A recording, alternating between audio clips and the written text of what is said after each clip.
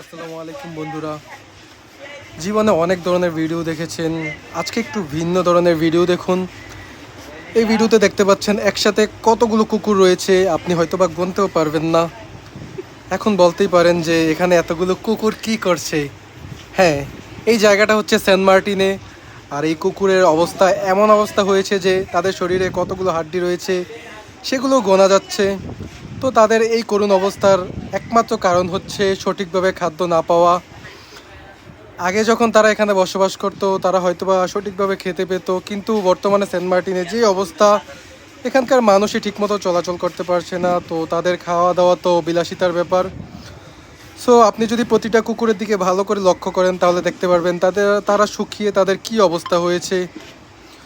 তো আমি যখনই তাদেরকে খাবার দিচ্ছিলাম তারা একসাথে দলবদ্ধ হয়ে সেই খাবার নিয়ে কে আগে খাবে এরকম প্রতিযোগিতায় মত্ত হয়ে গিয়েছিল।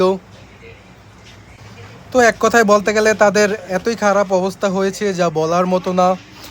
আর সেন্ট মার্টিনেও তারা না খেতে পেরে তাদের খুবই করুণ অবস্থা হয়ে গেছে। আপনারা ক্যামেরাতে যেই কুকুরগুলো দেখতে পাচ্ছেন এখানে কিন্তু সেই অল্প পরিমাণ কুকুর নেই, তার আশেপাশেও আরও অনেক কুকুর রয়েছে যারা হয়তোবা ক্যামেরার ভিতরে আবদ্ধ নেই। সো এক কথায় বলতে গেলে তাদের কি পরিণতি হবে সামনে সেটা কিন্তু কেউই জানে না। হয়তোবা তারা বেঁচে যাবে, নয়তোবা তাদের যে অবস্থা হয়েছে শরীরের, হয়তোবা তারা আর বেশি দিন বাঁচবেও না। তো আমরা একজন মানুষ হিসেবে চাই সকল প্রাণী বেঁচে থাকুক সঠিকভাবে, এবং সঠিকভাবে তারা যেন চলতে পারে সেই দিকে অবশ্যই এখানকার মানুষজন লক্ষ্য রাখবে, যেহেতু তারা তাদের আশেপাশেই বসবাস করে। তো অবশ্যই আপনারা সবাই তাদের জন্য দোয়া করবেন।